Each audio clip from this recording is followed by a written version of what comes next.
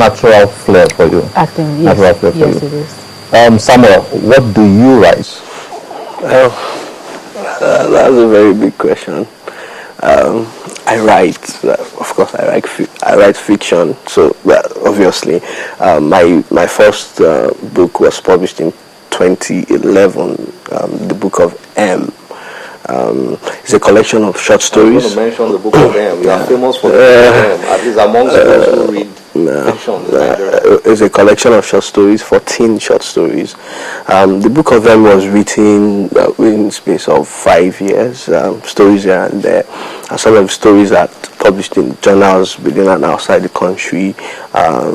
Really, the book of M is about oppression, it's about desire, it's about the consequences of the choices we make. It pretty much reveals the dark side of human experience. Thank you guys for coming on the show.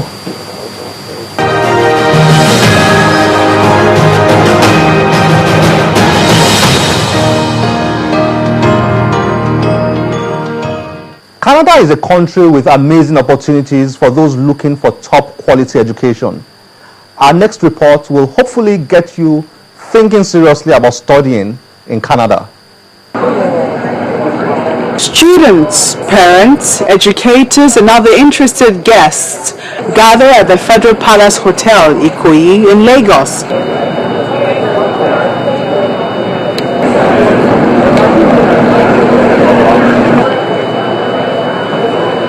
It's a special education fair tagged Imagine Education in Canada, an initiative of the Foreign Affairs and International Trade Canada in partnership with the country's Council of Ministers of Education.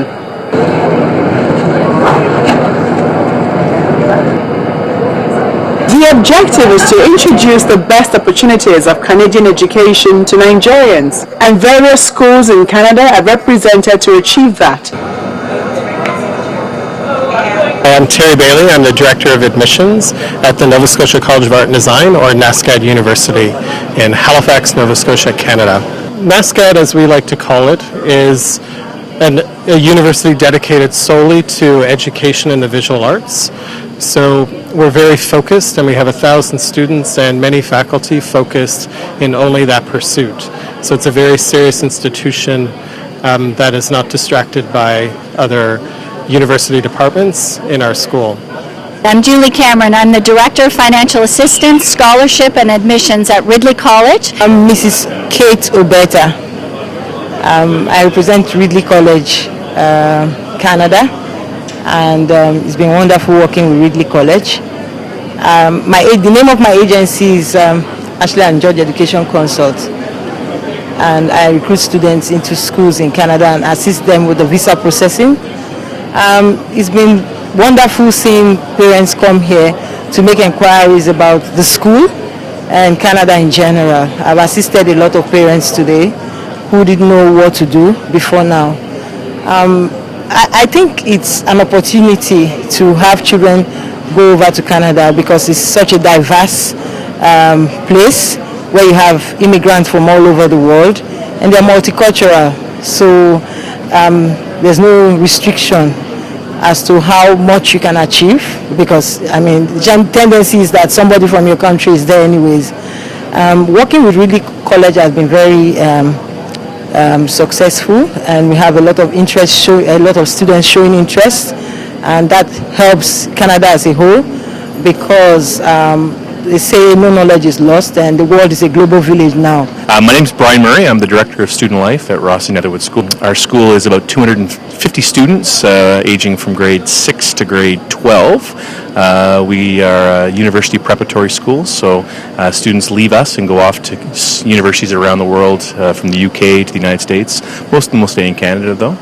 Our school is focused on the International Baccalaureate Program, or IB.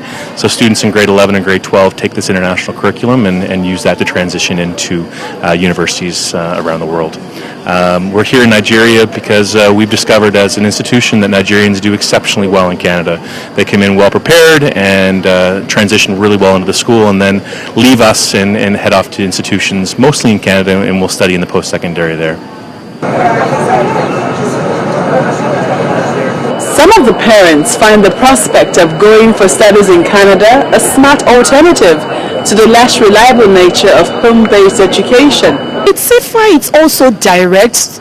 Take for example, ASU just came back from their strike after how many months of being away. What has happened to all those children? You have students who spend 7 years for a 4-year program. It's very discouraging. And when they graduate, what happens? The banks don't employ them because they feel that they're too old. Banks even have cut-off ages to employ students. So if the students spend all their time out of university, how are they going to meet the cut-off age to get employment? So it's really good that the students our children can actually go to school and they stay in school and they graduate in time. And Nigerian students are more than bright enough to do well in Canadian schools. The great part about these kids coming out of Nigeria, going into a world preparatory school and onto the top universities, they have such extraordinary education. I mean, as you know, the universities in Canada are very, very high level. They have opportunities to be working in work placements, cooperative, and when they graduate with their degrees, I think one of the best Nigerian students, one of my very first, he came to Canada for engineering. And I said to him, I said, well, when you get your degree, perhaps you want to stay in Canada. And his response back to me was, he said, no, ma'am. He said, I truly want to bring this education back to my country. He said, it's vital that I bring this education back to Nigeria to make it even better. And that for me, he was my first Nigerian student ever, some 5 years ago. It really indicated to me the opportunities for both countries. I mean, I find the Nigerian kids in our school are loved. They are incredible children, very, very warm families. We want nothing more for them to study in Canada, bring that knowledge back here. I think that's a win-win for both countries. But some were a little disappointed. I think that there's a lot of presence, a lot of university presence, a lot of high school presence, but my only observation is that there is very limited PhD offerings here, and so it's a bit, well, maybe because I'm a bit older, it is not satisfying my exact requirements. However, there's been quite a lot of attention. Canada has been a new destination, and a lot of people want to go and have higher studies in Canada. PhD programs are a bit limited, and I'm very aware that there's a lot of Nigerians who are very well educated all over the world and would like to go and become, doctors or have higher educational levels, and this is a bit lacking in this event. I managed to check many for aviation courses, but when we could not get much university on aviation. Most of them are college, so I think maybe we're going to search on net. These setbacks notwithstanding, Canadian schools believe they have what it takes to attract a sizable portion of Nigerians who seek education abroad. And they say, if you ever think of overseas education, imagine education in Canada.